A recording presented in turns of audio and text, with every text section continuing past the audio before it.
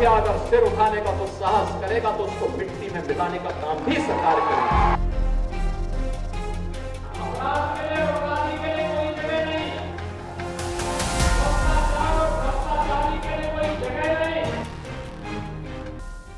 ये वीडियो देखा आपने, आप सोच रहे होंगे कि कोई एक्सीडेंट हुआ होगा या फिर आपसी झगड़ा या शायद कोई हत्या, लेकिन नहीं भाई, ये कोई आम घटना नहीं है। यह है यूपी पुलिस का ट्रेलर, जिसे योगी बाबा ने अब फुल पावर दे दी है। अब नियम साफ है, जो जैसा करेगा वो वैसा भरेगा। योगी कहते हैं पहले समझाओ फिर चेतावनी दो, लेकिन अगर फिर भी कोई न माने तो उसे उसी भाषा में समझाओ जिस भाषा में वो समझना चाहता है, क्योंकि लातों के भूत बातों से नहीं मानते और कभी कभी उंगली टेढ़ी करनी पड़ती है। आपको याद होगा कि यूपी में कभी कभी ऐसे डॉन हुआ करते थे जिनके नाम से पुलिस भी कदम पीछे खींच लेती थी। गांव गली मोहल्ले में उनका खौफ चलता था, लेकिन आज यूपी के हालात बदल चुके हैं।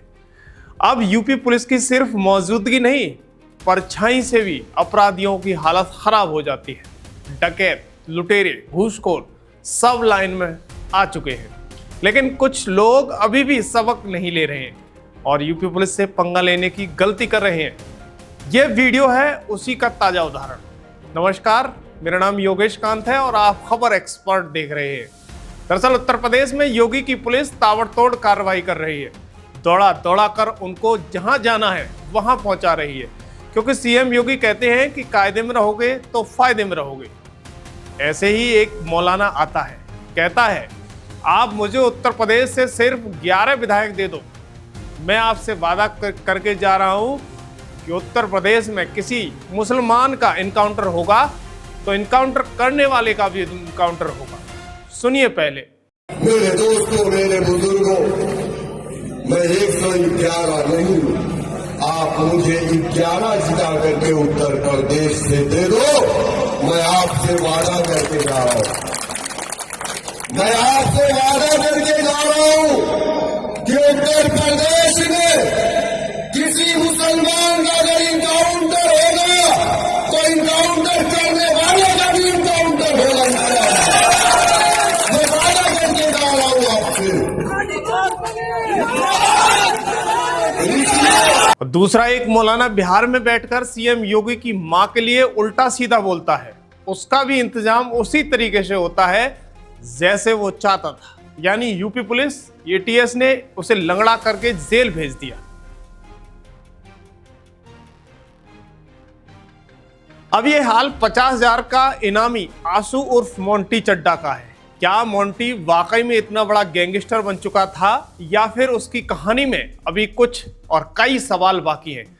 बताया जा रहा है कि वो ऊधम सिंह गैंग के लिए रंगधारी वसूलता था। मुरादाबाद के एक बड़े कारोबारी से 5 करोड़ की डिमांड और धमकी दी थी। डरे कारोबारी ने पुलिस का दरवाजा खटखटाया, नंबर ट्रैक हुआ और फिर क्या हुआ? सुबह सुबह इनकाउंटर, 4 गोलियां और कहानी खत्म। यूपी के मुरादाबाद जिले में कुख्यात बदमाश आशू उर्फ मोंटी चड्डा पुलिस इनकाउंटर में मारा गया है। मोंटी चड्डा 50,000 का इनामी बदमाश था, जिसके ऊपर हत्या, रंगदारी जैसे गंभीर आरोप लगे थे। हाल ही में मोंटी ने वजीर चंद एक्सपोर्ट फर्म के मालिक इंपोर्ट अरसू डल से 5 करोड़ रुपए की रंगदारी की मांग की थी। इसके अगले ही दिन बाइक सवार बदमाशों ने फर्म के गेट पर पहुंचकर फायरिंग कर दी, जिससे इलाका में दहशत फैल गई। बस यहीं से मोंटी चड्डा के आखिरी दिन शुरू हो गए। उसने सीएम योगी की पुलिस से पंगा ले लिया, यानी पुलिस चप्पे चप्पे पर मोंटी चड्डा की तलाश करने में लग गई थी और बुधवार देर रात शाम पुलिस ने उसे आखिरकार मार गिराया। आशू उर्फ मोंटी चड्डा कुख्यात ऊधम सिंह गैंग का शार्प शूटर बताया जा रहा है। मोंटी चड्डा हापुड़ जिले के हाफिजपुर थाना क्षेत्र के मीरापुर गांव का रहने वाला था। कम उम्र में ही उसने अपराध की दुनिया में कदम रख दिया था। साल 2010 में उसने अपने ही गांव के एक व्यक्ति पप्पू की फावड़े से हमला करके हत्या कर दी थी। दर्शकों, इस सनसनीखेज वारदात के बाद मृतक की पत्नी ने उसके खिलाफ मुकदमा दर्ज कराया और करीब 1 साल बाद पुलिस उसे गिरफ्तार कर पाई। जेल में ही बना सबसे बड़ा अपराधी। जेल ही आशु के लिए अपराध की बड़ी दुनिया का दरवाजा बन चुका था। जेल में रहते हुए उसका संपर्क कुख्यात ऊधम सिंह गैंग से हुआ। इसके बाद जब वो 2012 में पैरोल पर बाहर आया तो सीधे ही उसने गैंग में शामिल हो गया और फिर पीछे मुड़कर नहीं देखा।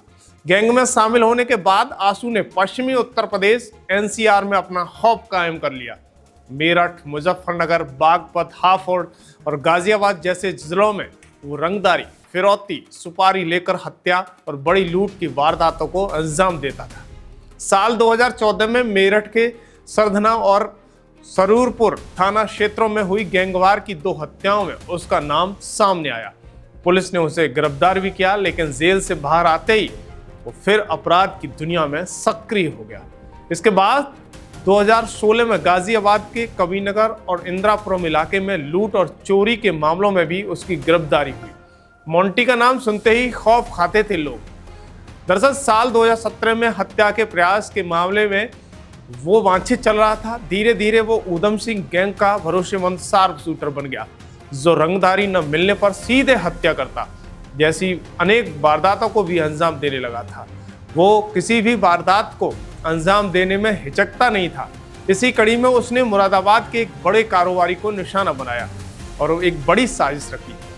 उसने अपने साथियों के साथ मिलकर शहर के नामचीन निर्यातक अरसू डल का मोबाइल नंबर हासिल कर लिया और व्हाट्सएप के जरिए 5 करोड़ रुपए की रंगदारी मांगना शुरू कर दी। पुलिस के मुताबिक आशु उर्फ मोंटी चड्डा का नाम सुनते ही कारोबारी दहशत में आ जाते थे, क्योंकि वो अपने इरादों को अंजाम तक पहुंचाने के लिए किसी भी हद तक जा सकता था। यही वजह थी कि उसका खौफ पूरे वेस्ट यूपी और एनसीआर में फैला हुआ था। फिलहाल पुलिस इस गैंग के बाकी सदस्यों की तलाश में जुटी है और पूरे नेटवर्क को तोड़ने की कार्रवाई जारी है। अधिकारियों का कहना है कि जल्द ही इस गिरोह के बाकी अपराधियों को भी वही हाल होगा जो मोंटी चड्डा का हुआ है। दर्शकों, अपराध पर सख्ती दिख रही है, लेकिन बहस भी जारी है। योगी आदित्यनाथ सरकार अपराध खत्म करने के मिशन में जुटी हुई है। पुलिस कार्रवाई कर रही है, बिना जाति धर्म देखे, ऐसा दावा किया जा रहा है। फिर भी कुछ लोग इस पर सवाल खड़े कर रहे हैं। आपने 2017 से पहले का उत्तर प्रदेश भी देखा और आज का भी उत्तर प्रदेश देख रहे हैं, तो क्या सच में हालात बदले हैं या तस्वीर अभी अधूरी है? आपकी नज़र में सच्चाई क्या है? हमें कमेंट में ज़रूर बताएं। धन्यवाद।